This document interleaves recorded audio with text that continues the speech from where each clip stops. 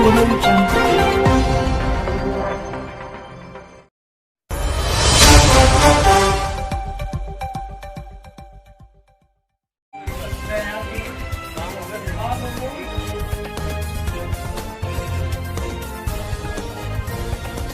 अधिकारियों का इतना अधिकार नहीं है कि वो एक पंखा दे सके? क्या अधिकारियों का हमारे पे काम कराने का अधिकार है? उन्हें काम कराने का अधिकार, हमें हमारा शोषण करने का अधिकार है। क्या हमें इतना भी अधिकार नहीं है कि हम बोल सके? क्या हमारे उस कर्मचारी का अधिकार नहीं था कि वो बोल सकता? हमारी जबान भी बंद कर दी जाती है। हम इतना गंद खाते हैं कि हमारे पास ना तो मास्क है ना कुछ है, हमारे पास ना ग्लव्स हैं, क्या क्या चीजें हम बता नहीं सकते।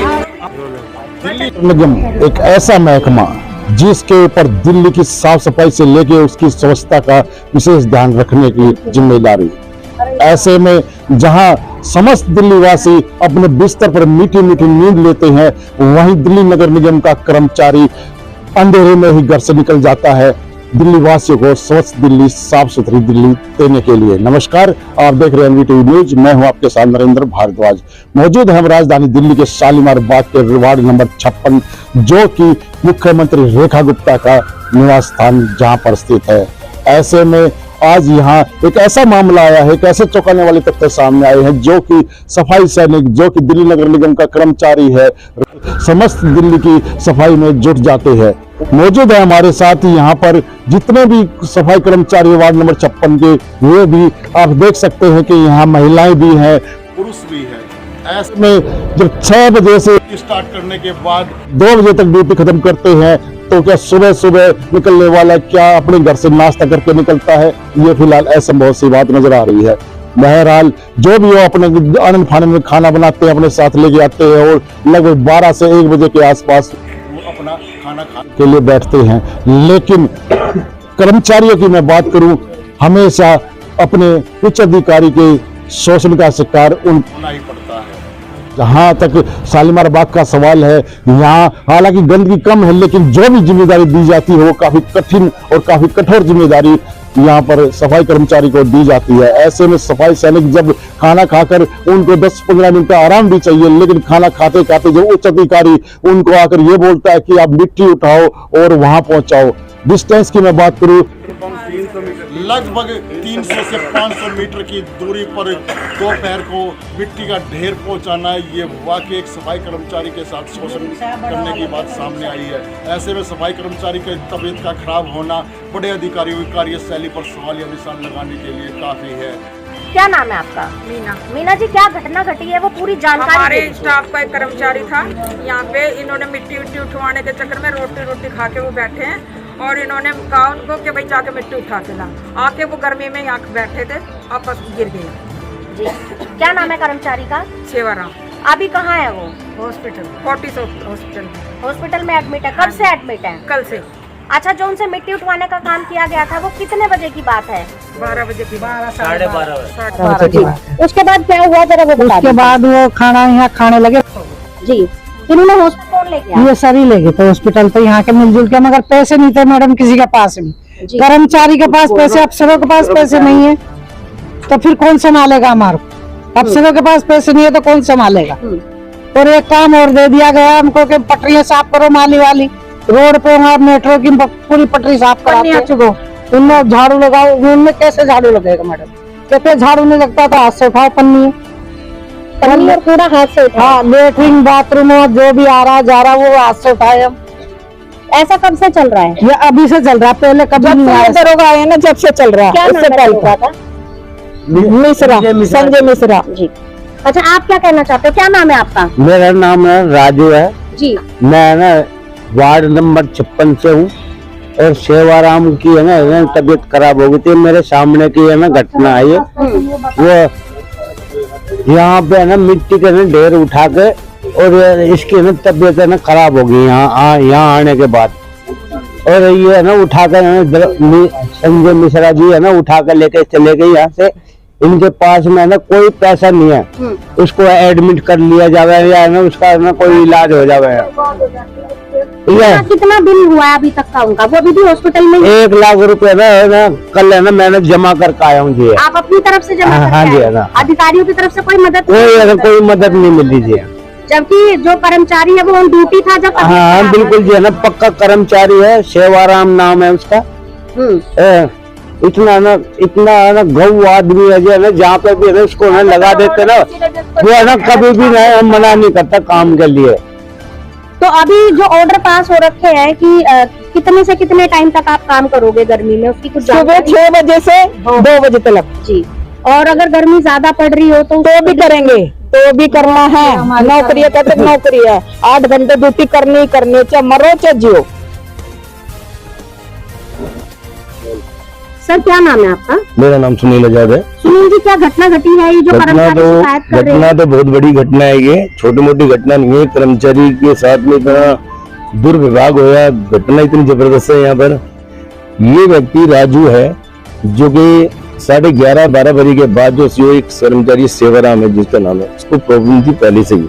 वो कहता है कि मेरे को झाड़ू का 10 बार काम बता दो, 10 बार काम करता, बड़ा मेहनती आदमी है। उसके बाद इन्होंने क्या करा, इन्होंने उसको 12 बजे के बाद इन्होंने जबरदस्ती SI है ये हमारे संजय मिश्रा जी, जो ये सोचते हैं कि मैं मतलब उस जगह का आदमी हूँ, तो जिस जगह से भाई हमारे जो सफाई कर्मचारी है ना, हमारी जातिवाद का इन्होंने सब ऐसा बना लिया है कि इनको दबा के रखना है। ठीक, ये मतलब ये सफाई कर्मचारी है तो सफाई की इनको काम जो सफाई से लेना है, इनसे इनको बैठने नहीं देना, चैन से रोटी खाने नहीं देना। सुबह अगर 6 बजे हमारा कर्मचारी आने लग रहा है तो जो सफाई कर्मचारी हमारे 6 बजे आता है, और 6 बजे आने के बाद भी फिर वो खाना खाने बैठो, को टाइम नहीं मिलता खाना खाने का, कब किस टाइम खाना खाएगा और कब खाना, तो उसका टाइम है उसको खुद का नहीं पता।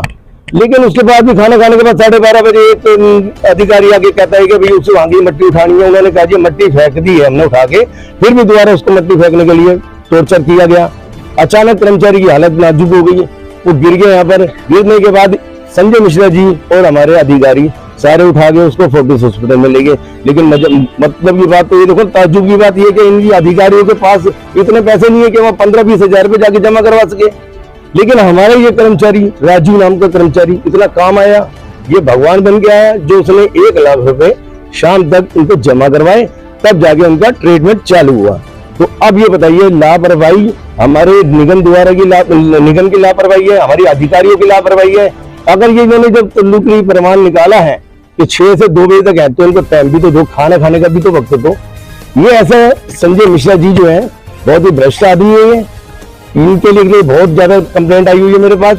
मैं अपनी अखिल भारतीय सफाई मजदूर संघ की यूनियन की तरफ से मैं आज लेटर लगाऊंगा DC साहब को, इनका तत्काल में ट्रांसफर किया जाए ताकि हमारे कर्मचारी को राहत मिल सके। मेरा नाम संजय मिश्रा है, मैं ASI वार्ड नंबर 56 में। मिश्रा जी, गंभीर आरोप आप पर लगाए जा रहे हैं सफाई कर्मचारियों की तरफ से, क्या वो सब सही है?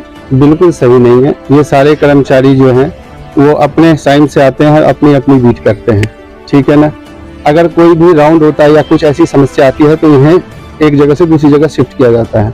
और कल वाली जो घटना है, जो वास्तविक कल घटना है, जो सच्चाई है, उसमें मेरा एक कर्मचारी है जितेंद्र, वो भी यहाँ मौजूद था। ये लोग खाना खा रहे थे, मैं एक मीटिंग में था केला गोदाम पे। मैं यहाँ से यहाँ आया और मैं ऑफिस ये है, लेकिन मैं इसके अंदर गया, मैंने देखा तो यहाँ सेवाराम जी लेटे हुए थे।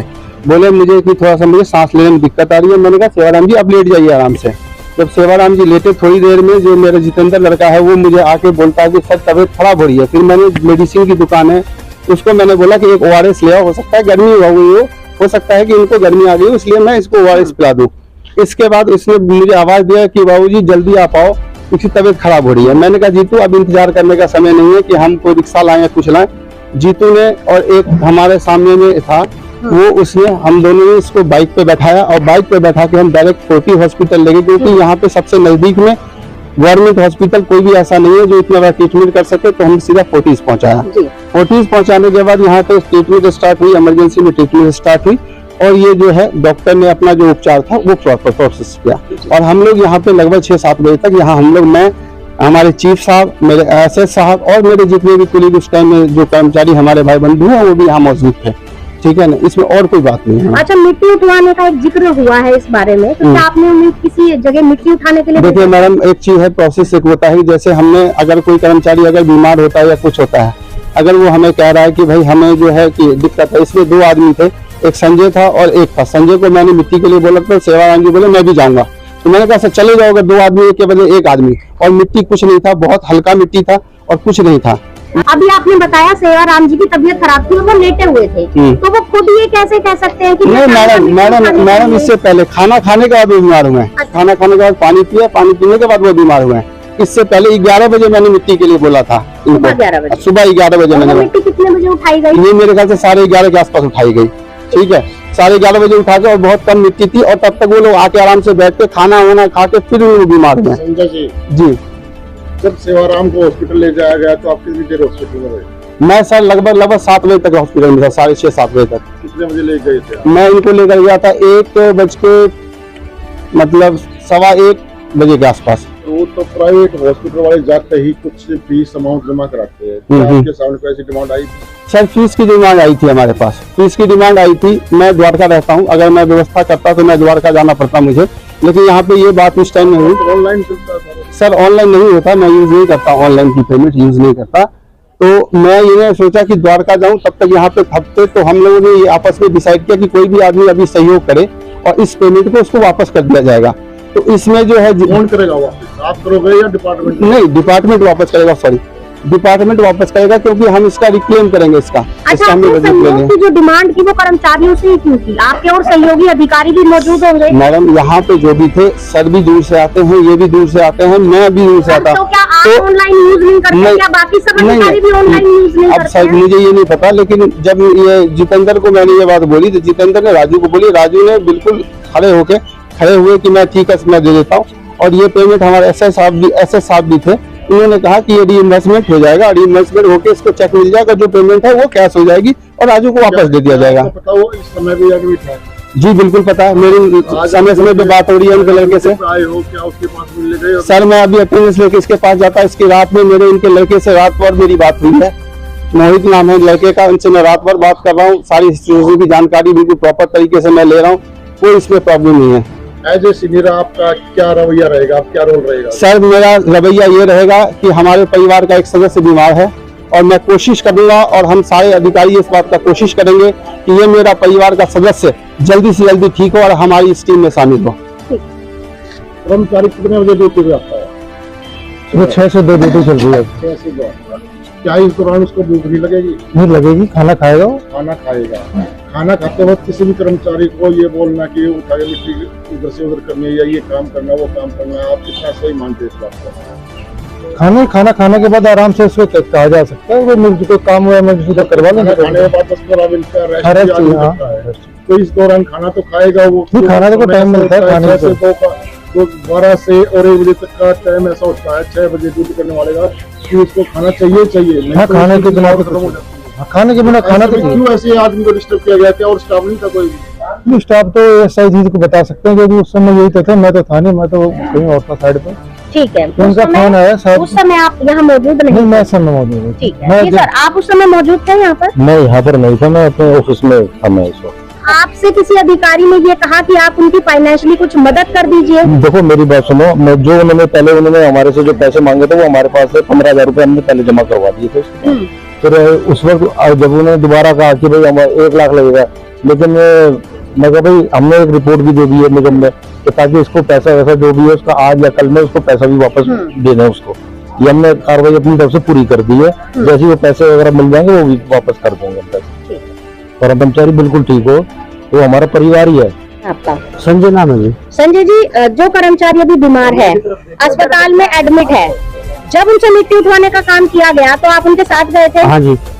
मिट्टी उठाने के लिए किसे कहा गया था, आपको कि कर्मचारी को? दोनों को बोला था। दोनों को बोला गया था, लेकिन आपके अधिकारी ने भी ये कहा है कि मिट्टी उठाने के लिए सिर्फ आपको बोला गया था, और जो कर्मचारी बीमार है उसने अपनी जबान से ये कहा कि मैं साथ में जाऊंगा। मुझे दोनों को बोला था। दोनों को बोला था। इसका मतलब अधिकारी कहीं ना कहीं सच को छुपाने की कोशिश कर रहे हैं। हाँ जी। आनंद फानंद में नजदीक के प्राइवेट, जो कि यहाँ का सबसे महंगा हॉस्पिटल है, फोर्टिस हॉस्पिटल में उसको एडमिट कराया गया। एडमिट कराने के बाद अधिकारियों द्वारा ये पता होते हुए भी कि जिस हॉस्पिटल में हम जाने लग रहे हैं वहाँ पर फीस का ज़्यादा बिल हमेशा बनाया जाता है, क्योंकि प्राइवेट हॉस्पिटल वालों ने सिर्फ अपने पैसे से मतलब है। इलाज भी चाहे भले ही आदमी पेशेंट मरने की कगार में हो, लेकिन पहले उनके को पैसा कराने से, जमा कराने से मतलब है। बहरहाल किसी भी अधिकारी द्वारा कोई भी पैसा जमा ना कराना, वहाँ पेशेंट जो सेवाराम जिसका नाम है वो वहाँ पर परेशान होता रहा। तो ऐसे में उसी के एक सहपाठी द्वारा 1 लाख रुपये अन्न फंड में जमा कराई गई। मैं आपको बता दूं कि एक सरकारी कर्मचारी द्वारा 1 लाख रुपये जमा कराना उसकी इंसानियत को उजागर करने के लिए ये काफ़ी है। तो अपने परिवार का सदस्य मानकर एक अनजान आदमी की मदद करना, ये वाकई यहाँ के स्टाफ ने ये दर्शा दिया है कि उनके अंदर कितनी एकता है। बहरहाल उच्च अधिकारियों का ये कहना है कि वे हॉस्पिटल में तो रहे लेकिन कोई आर्थिक सहायता नहीं कर पाए। ऐसे में सरकारी हॉस्पिटल की जब बात सामने आई तो सरकारी हॉस्पिटल की दूरी को ज़्यादा बताने के चक्रों में वहाँ पर प्राइवेट हॉस्पिटल में उसको दाखिल कराया गया। तो अब सोचने वाली बात ये है, देखने वाले तथ्य ये सामने आएंगे कि क्या दिल्ली नगर निगम उस कर्मचारी की कोई मदद करेगा फाइनेंशियली, क्या दिल्ली नगर निगम द्वारा उस कर्मचारी को ऐसी सहायता दी जाएगी जिससे कि वो अपना इलाज करा सके, क्योंकि फोर्टिस हॉस्पिटल जैसा हॉस्पिटल लगभग 2.5 से 3 से 4 लाख रुपए तक का उसका मिनिमम बिल लाजमी है। तो क्या सेवाराम अब वहीं हॉस्पिटल में ही रहेगा? क्या उसको सरकारी हॉस्पिटल में तब्दील कर ट्रांसफ़र कर दिया जाएगा?